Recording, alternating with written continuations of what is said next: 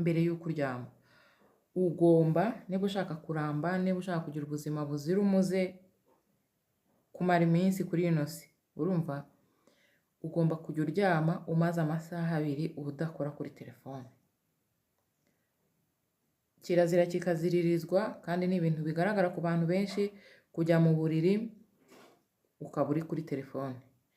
Wamara no kuzimya itara ugiye kuryama ukongera ukamara undi mwanya munini ukiri kuri telefone, noneho mu mwijima urumva wamaze no kuzimya itara. Ibi ni ibintu bigukururira ibibazo byinshi ngiye kugarukaho muri no video, ariko icyambere naje kuguha nk'itangazo, niba ushaka kugira ubuzima bwiza burambye ukabaho neza umeze neza nkuko nza kubigusobanurira, jya ujya kuryama umaze amasaha 2 udakora kuri telefone. Iyi ni Big Grace TV, ndi Marie Grace Bagambake. Umuntu ugeze bwa mbere kuri no channel banza ukanda aho handitse subscribe kandi no kuri nzogera uzajya uba wa mbere kubona video dukora hano kuri Big Grace TV. Ni video z'ubwenge, ntabwo uzicuza kuba mu muryango mugari wa Big Grace TV kuko iyi ni channel yaduhugurane. Kandi wowe niba warigeze ukora subscribe kuri no channel ntabwo uzongera gukenera gukora indi subscribe hano. Ubwo byararangiye, ahubwo igisigaye ni ukujya ubona video ukayireba yose ikarangira kuko tuba dukeneye watch time. Ukajya uyisharinga, ukanatulayikinga, mbese kuko ubwenge burahurwa, ibyo warahuye kuri Big Grace TV ukasharinga bikagera no ku bandi.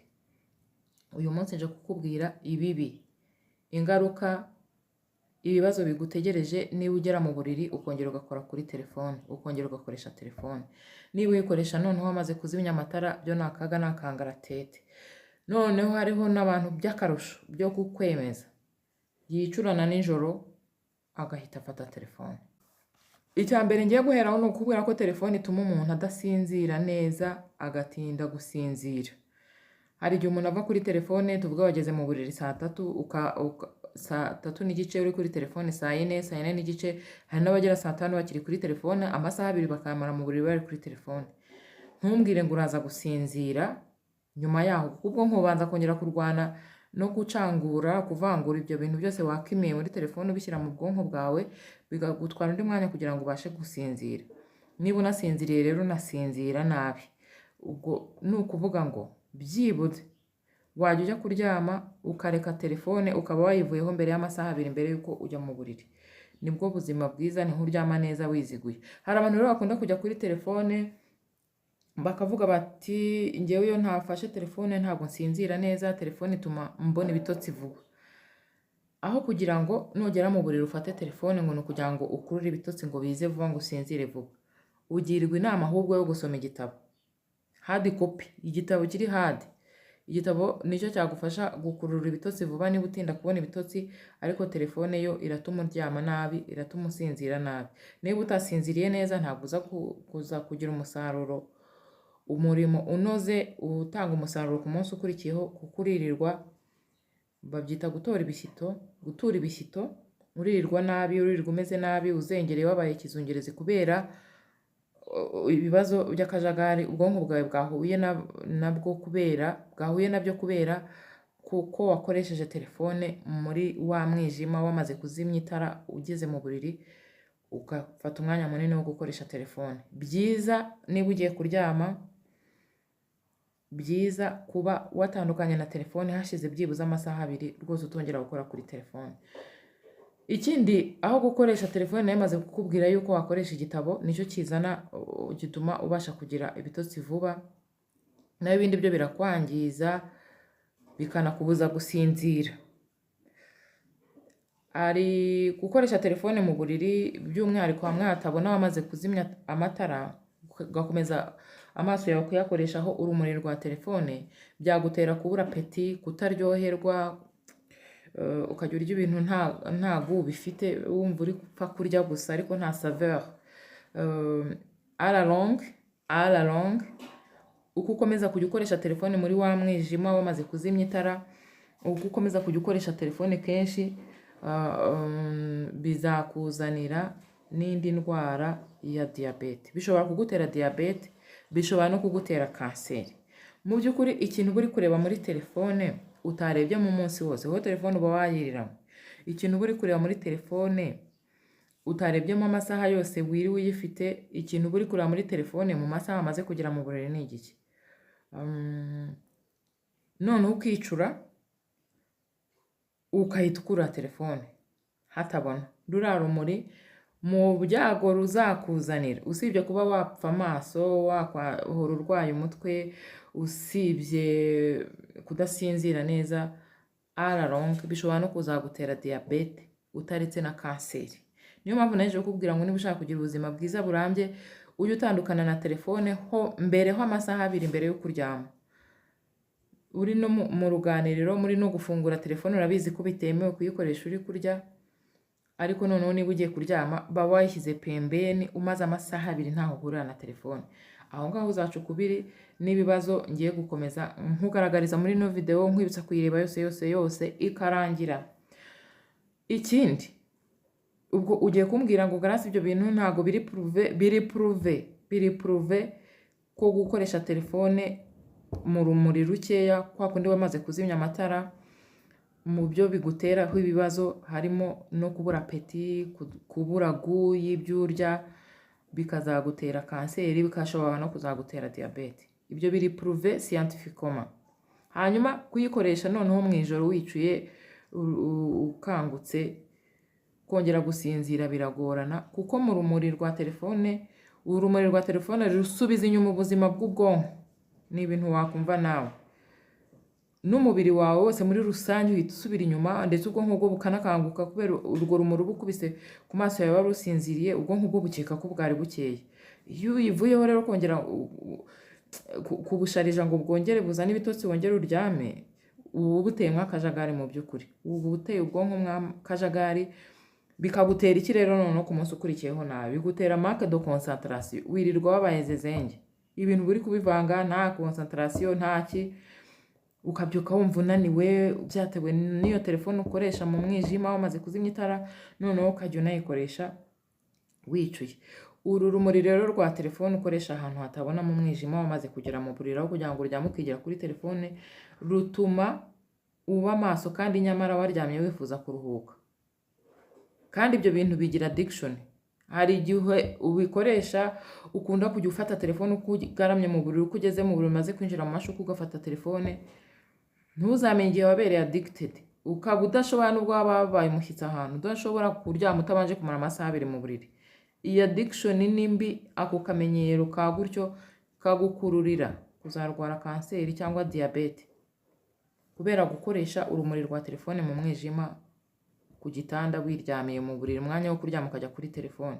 Iyo na addiction mbi ku buryo ntago mbese ntuzi ukuntu nawe bigenda, ukuntu kanguka wicura, aho kugira ngo wanze ushime Imana ikuramukije ikongereye iminsi yo kubaho, ugahita mbere na mbere ukura telefone, ugiye kuri stati kureba abapfuye, kureba abibye, kureba abakoze accident, kureba ababaye promoted, kureba abimutse, kureba mbese ibi byose, aya manyembwa yose abari kuri stati z'abantu, noneho ugahita ukubitiraho n'amanyembwa yo kuri TikTok, abari guhenaguka, abikoreye ingunguru, abari kuryama mu mazi ku isima, ibintu byose biba kuri TikTok, wowe ukabikubita mu bwonko bwawe saa 7 z'ijoro wicuye.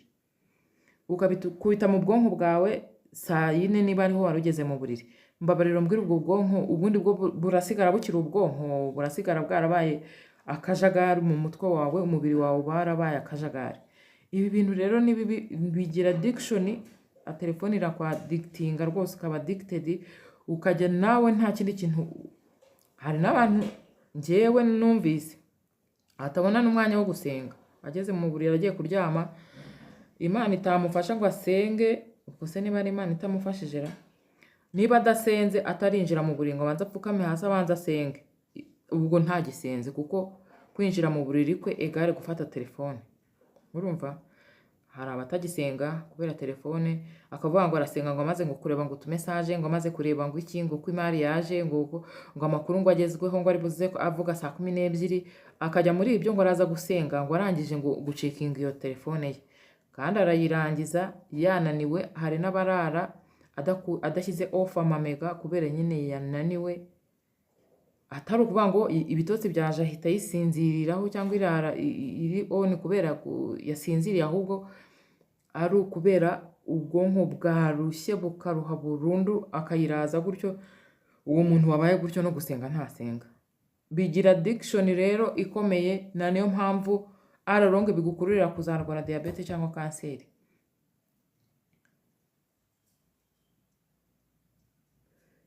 kuba addicted mu gukoresha telefone ugeze mu buriri, by'umwihariko wanazimije amatara, bituma ubwonko bwawe butakaza imbaraga zifasha umuntu gusinzira vuba, gusinzira neza, gusinzira wiziguye. Kuko nyine binatuma umuntu atakaza imisemburo iha umuntu ibitotsi, ukajya uhora unanutse nubwo waba ubyutse, ugahora unaniwe, ugahora utazi mbese ukuntu usigaye warabaye, kandi nyamara ari ukubera telefone ukoresha mu buriri ahantu hatari urumuri, wamaze kuzimya urumuri cyangwa wicuye. Ibyo byose ukajya uyoberwa ngo nsigaye ngira amareze, ngo ni rendiyoze, kandi iminsi yose ntabwo ari rendi guys, iminsi yose ntabwo ari rendi, ahubwo karabaye niwe wabiteye. Hari abantu rero uba usanga bifitiye nyine ingo z'amanegeka, umugore n'umugabo batavugana batagira gute, ugasanga umwe abateye undi umugongo ari kuri telefone n'undi ari kuri telefone. Ni ukuvuga ngo nta n'uzarwaza undi kuko mwese muri bashirani mwashiriye rimwe nyine. Izi ngaruka turi kuvuga zizabagereraho rimwe, musigaye muhimanisha telefone, uvugisha mugenzi wawe akakwihorera kubera yibereye kuri telefone. Umwe akaba ashyizemo TikTok bari guseka bari kuboroga, undi akaba yashyizemo TikTok bari kurira, akaba ari ibyo muraramo, mukaza gusinzira saa 7 saa 9, uwiciye bwa mbere akaba afashe telefone. Izo ngo zimeze gutyo, zirimo abantu bameze gutyo birirwa bahimanira no kuri telefone, nazimana zitembereze rwose turazamaganya mu izina rya Yesu. Ariko rwose niba mugenzi wawe nyine yaramaze kuba addicted ku gukoresha telefone ageze mu buriri, wowe bireke byibuze uzabone uko umurwaza, kuko rwose ntabwo bizarangira atarwaye, nibyo ndi kukubwira. None se uravuga ngo uragera mu buriri ngo ubanze gucekinga ibi bintu byose biri kuri social media, ubanze ujye ku Gihe, ubanze ujye ku Museke, ubanze ujye ku Nyarwanda, ubanze ujye kuri bya bindi byo hanze byose, ujye kuri BBC, ujye kuri VOA, ujye ku biki byose, ujye kuri YouTube channels zose, ubanze uzi crossing. Ubundi ushinzwe iki? Ntabwo ushinzwe itangazamakuru ngo uvuge ngo cyangwa ushinzwe amakuru ngo umenye ngo amakuru yiriwe hirya no hino, ejo byuko yatangamo samari mu gitondo. Ibyo bintu kubanza gucekinga umaze kugera mu buriri, ku buryo bikwicira ubuzima ugasigara uri marembe, kuko ubwo amagara arasesekara ntayorwa guys. Icyambere, amaso yawe arapfa ugatangira kwivuza amaso ariko uburwayi bw'amaso ukuntu bahangayikishije, ukazageraho bakubaga cyangwa ukanahuma burundu, byatewe na telefone urumuri ukoresha wamaze kuzimya amatara hatabona. Iyo telefone ukoresha urumuri rwayo kandi hatabona, wari wazimije amatara, ugatangira kujya kuri rinete, ejo ukazihindura, ejo bakakubaga hejuru ya telefone. Telefone ikintu wiguriye utabasha kwiporogaramu ngo uvuge uti nzankoresha telefone iki gihe iki n'iki, ukajya ukabona umwanya wa telefone ugeze mu buriri, ntubone n'uwo gusenga, ntubone n'uwo gufasha abana bawe homework, ukaza urangiza kurya utusesera ujya mu buriri ujya kuri telefone. Umubiri wacu rero cyane cyane mu bwonko ukora imisemburo mu buryo butandukanye, sibyo? Ku manywa hari imisemburo ikora, icyo gihe haba hari urumuri ruhagije. Ku mugoroba hari n'imisemburo ikorwa, haba hari urumuri ruciriritse. Noneho no mu ijoro, ariko nijoro umubiri muri rusange nta yindi misemburo ukora, ahubwo umubiri mu by'ukuri uraruhuka, uba wiriwe nawe wisharije, niko nabyita, wicaginga ku misemburo umubiri wawe ukeneye. Umubiri wirirwa ubyikorera, urumva? Ku manywa hakiri izuba, hakiri urumuri ruhagije, ku kagoroba butangiye kwira, noneho mu ijoro umubiri ukaruhuka. Mu gihe umubiri wakaruhutse rero ukaba usubije ku rumuri rwa telefone, wazimije n'amatara, uri mu buriri. Guys, ibi bintu ntabwo bisaba kuvuga mu ndimi, ibintu bisaba kuzana ngo byabaye proving n'abascientifique ngo mu bushakashatsi ngo bakoze kuri iyi tariki, nawe wabyumva.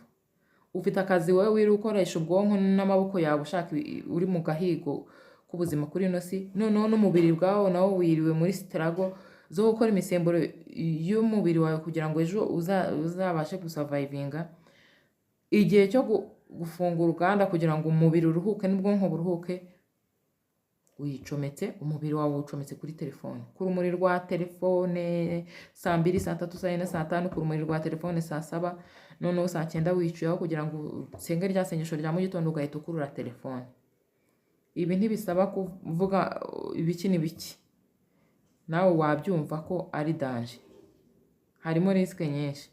Uru rumuri rwa fone rero mu mwijima rwangiza imboni z'amaso yawe, rukangiza uturemangingo two mu maso yawe dushinzwe kwakira rwa rumuri, tukarwohereza kuri twa tunyangingo dukora imisemburo ituma usinzira. Urwo rumuri uba uhise ujyaho ugiye mu buriri, urumuri rwa telefone rutuma ubwonko bukeka ko ari ku manywa. Gusinzira bikagorana, byanemera ukarota nabi, ukaza kubyuka ufite umunaniro udasanzwe. Uko gukoresha telefone mu mwijima binaniza amaso yawe, nyuma y'igihe ukazarwara amaso ari wowe ubyiteye. Ubundi muba mureba ibiki muri telefone? Nakomeje kubibabaza. Usibye izi mbwa ziba ziri kumoka, iziba ziri kurira, iziba ziri gusimbuka ziruka inyuma y'imodoka, byo kuri TikTok, bya hehe hose no ku yandi platform, nguri kureba ngo ibyasohotse ngo hanaha, hanyuma se ngo bapostinze ngo ibiki, ngo nawe ngo ibyo bapostinze ngo uri kureba ngo abantu ngo babirebye, wenda uri bapostinze ibyo ucuruza cyangwa ibyo ukora, wari uri gushaka abakiriya ngo uri kuri, ntago wabareba byose kuko n'ubundi ari uri bujye kubasavinga. None se ubundi urabareba saa sita z'ijoro basavinge? Pastor Julienne Kabirigi Kabanda yigeze kubuza abantu kumara gusenga bagasubira kuri telefone, cyangwa kwicura mu ijoro ugahita ukurura telefone utaranashimira umuremyi uguhaye kugeza kuri iyo saha ugihumeka, kuko hari abandi baba bamaze gukurwa mu buriri babajyanye muri morgue, wowe ugahita ukurura telefone. Yaravugaga ati iyo ukora ako kantu, iyo wamaze kuba addicted kuri telefone gutyo, ku buryo no gusenga rimwe na rimwe bitagukundira, gusenga mu gitondo bitagukundira kubera ubyukira kuri telefone, gusenga mu rukera bitagukundira kubera wicura ujya kuri telefone, ati ibyo bintu nibyo bita kwiremera umunsi. Ati niwiranwa umunsi w'akavuyo, ntukagire ngo hari uwakuroze, ngo hari ibyo warenze, ahubwo niwe wabyiteye. Uba wiremeye umunsi wawe, nyine uri bwirirwe mwizo ako kavuyo waraye ureba ku matelefone, ako kavuyo wateye ubwonko, ako kavuyo wateye umubiri wawe. Ukeneye kwiremera umunsi mwiza, niba wicuye hita usenga, ushima Imana, uhiragize ejo hazaza ibyo uzakora. Niba ugiye kuryama, fata umwanya uhagije wo gusenga, usome ijambo ry'Imana, uririmbe, uryame, aho kugira ngo ubure n'umwanya wo gusenga Imana no kuyishima Imana no kuyiragiza muri iryo joro no kuyishimira ibyo yakoze, ahubwo ukabona amasaha 5 yo kujya kuri telefone mu buriri wazimije. Ikintu kikwereka ko biriya bintu bigira addiction cyangwa habamo n'ibindi bindi, ni uko buri minota ingaha yo gusenga ngurananiwe, ngo wakoze akazi kenshi, ariko wajya kuri telefone ukamara amasaha 2 cyangwa 3 cyangwa 4 mu buriri. Usibye no kuba bikwangiriza n'umubiri wawe, ariko biranaguhombya mu buryo bw'umwuka, mu buryo bwa roho, kuko ntibituma ufata iminota na 30 yo gusenga, ariko ukabona amasaha 2 yo kujya kuri TikTok. Kubera iki? Nayo ni breche umwanzi yafashe, yanyanyagije mu bantu kugira ngo abantu batabasha kubiromarika no kubitahura, ariko ni uburyo bukugabanyiriza ubusabane bwawe n'Imana, ahubwo ukirirwa kuri izo mbuga nkoranyambaga. Mu by'ukuri niba wagize amahirwe ugasenga, urasenga iminota 5 cyangwa 10 amagambo ya buri, ariko numara kugera mu buriri witwa ngo wari umfukamye hasi urangije gusenga, ukuri iyo telefone, ntabwo wewe wibaza impamvu uhita ubona imbaraga zo kuguma kuri iyo telefone amasaha 3, wari wabuze imbaraga zisenga iminota 10. Nuko bimeze. Uru rumuri rero rwa telefone ukoresha wamaze kuryama, wamaze kuzimya itara, uri mu buriri, bitera kubabara umutwe, gutukura amaso, kubyuka wumva ibintu bimeze nk'imicanga mu maso, nawe ugacanganyikirwa. Ububi bw'uru rumuri rwa telefone ukoresha wamaze kuzimya amatara, bituma bitera gusaza k'utunyangingo dutuma amaso akora neza. Ukajya uhora ubyiringira, amaso ahora kurya, uhora umeze nk'ushaka kwitokora kandi nta kintu kirimo, kubera ko utunyangingo dutuma amaso akora neza twamaze kwangirika kandi twangijwe na telefone yawe wiguriye, ucaginga ukayikoresha ukayishyiramo amamega, ukirirwa ukarara muri ibyo ngibyo, wabyiriwemo ubirayemo, kumbura no kwiyangiriza. Ubibwirwa no kubona umuntu ukiri muto ahumaguza, bijya bimbabaza, ahumbahumbya, atabasha gusoma ibintu biri kure kandi akiri muto, byaratewe n'iki? Nta kindi, ni telefone n'amasikirini ya nijoro. Utunyangingo rero tugufasha kubona nijoro igihe hari urumuri ruke, urwo rumuri rwa telefone rutwangiza rugikubita. Waba umuriro wagiye kwinjira mu nzu bikakubera ingorabahizi, kuko utunyangingo dutuma ubundi wabasha kwikonsantara ukabasha kubona hatabona, twarapfuye kubera telefone ukoresha uri mu buriro wamaze kuzimya amatara, ugakoresha ruriya rumuri rwa telefone mu mwijima wamaze kuzimya amatara. Urumva izo ngaruka. Gukoresha telefone nijoro bituma uturemangingo tunyuranye tw'umubiri tujagarara. Iyo utunyangingo tw'umubiri twajagaraye haza ikintu cyitwa umubyibuho ukabije, kubera yuko ntabwo uba ugisinzira neza. Ntabwo ari telefone gusa, ari izo sikirini zitandukanye, ari tablet, ari televiziyo, noneho nko ku bana kuzikoresha cyane mu ijoro bari hafi kujya kuryama, ngo televiziyo ngo babanze barebe katuni, ngo babanze barebe amakuru nabana yajyaho kare, ariko abana bagejeje saa 3, saa 4, saa 5 bakiri kuri telefone, babura ubushobozi bwo kwakira amakuru neza. Ubwonko bwabo buta concentration kwakira amakuru neza, kandi urumva bari bakiri batoya bakira amakuru neza bakanayazingatiya. Ubwo uwo mwana rero wataye ubwo bushobozi ntuzamubaza amanota, kuko mwarimu aravuga bikinjira aha bigasohokera hariya. Umwana atinda kuvuga iyo ari akana gato. Hari abantu njya mbona bareresha abana amatelefone ngo bazakure ngo bazi indimi, ngo icyongereza ngo n'igifaransa, birirwa bareba buriya bukatuni bwo kuri ku matelefone. Ariyo mumureresha we, ariyo mumureresha. Ntibizagutungura rero umwana azajya atinda kuvuga, akabura concentration, akazaba umuswa mu ishuri, umwana akajagarara mu mikorere y'umubiri, ngo uri kumwereka amafilimi n'ibitenti. Ntabwo ari byiza cyane ku mwana mu masaha ya nijoro, amasaha yegereje kuryama. Gukoresha telefone mu ijoro rero mu mwijima bitera miyopi. Icyo nicyo ngiye gusorezaho. Ni ukuvuga ngo miyopi ni indwara y'amaso iri totale. Bitera miyopi, ukaba utabasha kureba ibintu biri hafi. Byangiza plasticité cerebrale, uburyo ubwonko bugira, niko Imana yabikoze ku buryo karemano, ubwonko bugira bwo kwisanasana ku mugoroba nijoro uryamye uruhutse. Uru rumuri rwa telefone rurabyangiza buhoro buhoro, nawe urumva ikizavamo. Ubundi iyo plasticité cerebrale igikora neza, bituma ubwonko busohora imyanda yabashije kwinjira mu bwonko, mu mubiri, imyanda hakaba nyine umubiri ukakorerwa nettoyage mu gihe cyo kuruhuka. Umubiri ugakora normal, ukabyuka uri fresh haba mu mutwe no ku mubiri. Niyo mpamvu uryama urwaye umutwe bugacya wakize, nuko plasticité cerebrale yawe iba igikora neza. Iyo yamaze kwangirika binyandikire muri telefone ubwo igikurikiraho. Iyi ni Big Grace TV, ndi Marie Grace Bagambake. Iyi ni duhugurane. Izi nama nkugiriye zigeze no ku bandi, usharinga iyi video. Wakoze kandi kuyireba ikarangira. Niba wari utarakora subscribe, kanda wanditse subscribe, kandi no kuri onzogera tuzajya ucikwa na video dukora z'ubwenge hano kuri Big Grace TV channel ya duhugurane. Imana ibarinde, turabakunda. Bye.